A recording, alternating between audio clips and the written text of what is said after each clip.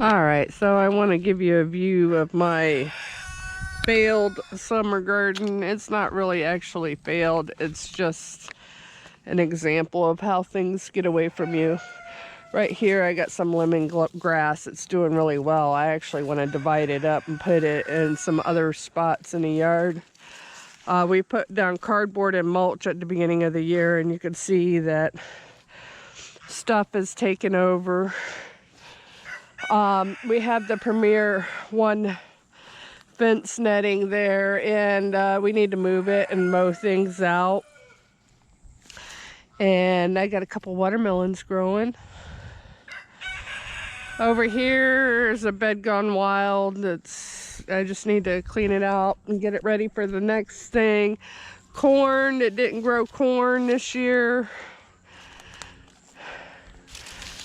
I don't know what happened. I planted it at the time that they recommended. I planted Silver Queen and it just did not take for me this year. And here I do have a few eggplants, and a lot of it's the weeds taking over. This perennial pea style weed is really prominent, but they say it's really good too for your land. So a little give and take. Here's a little baby eggplant. Now I planted these eggplants last year, and they didn't do anything last year, but they came up this year and it started producing eggplants. So there's a nice surprise. This is what's left of a squash or pumpkin I planted earlier in the year. It never did much. Now this is parsley fizzling out. We had some fennel. Actually, there's 2 or 3 heads of fennel in there. We tried fennel here recently. It wasn't perfect, but we tried fennel soup and it was really good and unique. So I look forward to trying that in the future. But the fennel is fizzling out at this point also. This is ready to be planted with something. This right here is carrots, and I've been deliberately leaving them. I'm hoping that they will seed off and I'll have some seeds for more carrots, but it seems like I'm waiting forever and ever and they just become bigger and bushier and no seeds yet. So I'm curious about that, but you can tell the heads of them are just huge. Need to be some huge carrots if I pulled them. Right here, I've been having these wildflowers pop up here and there, and I've been letting them go for the honeybees. The weeds here also taking over. I need to get out here and take care of that. Now, here's the tomato failures. I'm going to show you these. Here's a little basil, and the rest of this is weeds. So I never have luck with tomatoes in Florida. I plant them when they suggest you plant them. And this one right here, especially, you could tell the tomato hornworms came and ate all the leaves off. And I'm gonna leave these go, but what I'm aiming to do is take a sucker or stem and stick it in the ground and try for a new plant. And I just haven't had any luck with tomatoes in Florida. There's some people that, you know, swear by it, and my husband sort of agitates me a little bit that I can't grow tomatoes or corn, you know, the things that are simple to do up north, or it's a little more difficult here in Florida. And I wanted to show you guys this back here. This is totally gotten away from me. Here I've got a mint plant, and I did anticipate it to take over back here, so that don't really bother me.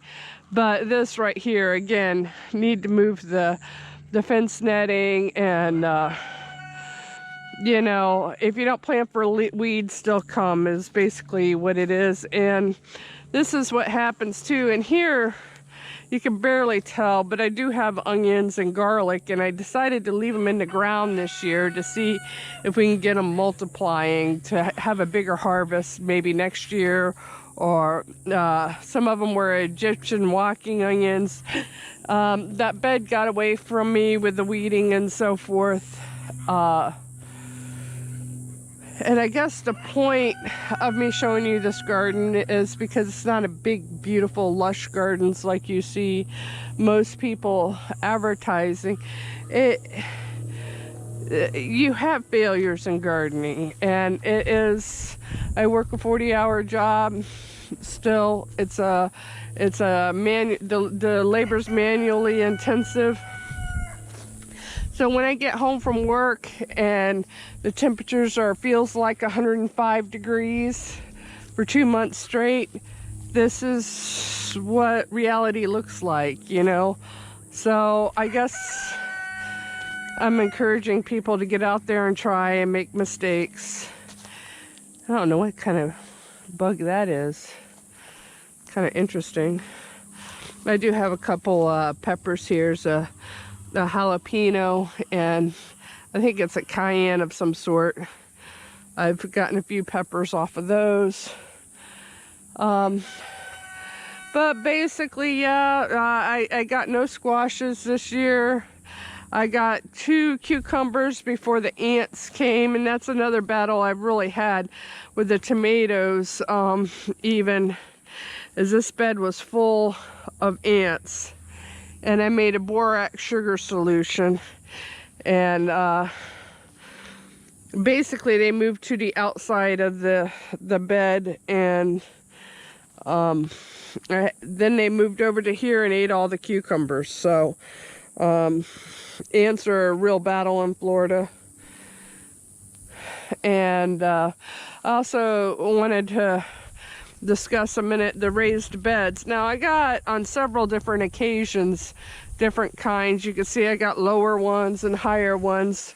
I think it was last year or the year before, I was able to pick these up for like $12 a piece, and I thought, well, that's about as good as you can get for a raised bed.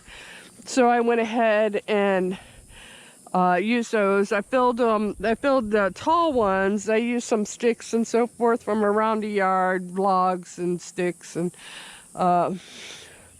trash. And then I fill them with mulch. By the way, these are artichokes in here. But I fill them with mulch, and from the chicken coop, when we shovel out the chicken coop, I take the chicken droppings and amend the soil with that. So that's basically the garden, and I'm looking forward to the fall and winter garden here, where I can actually maybe get this a little bit under control and grow some things that do grow well for me in this area. You know, it's trial and error, and a learning process. So again, this is also just a memoir for me. When the garden looks this bad, I can maybe look back and have a video of when it looks wonderful and when I'm harvesting something, so that I can give myself a break and look forward to future harvests. Happy gardening, and goodbye for now.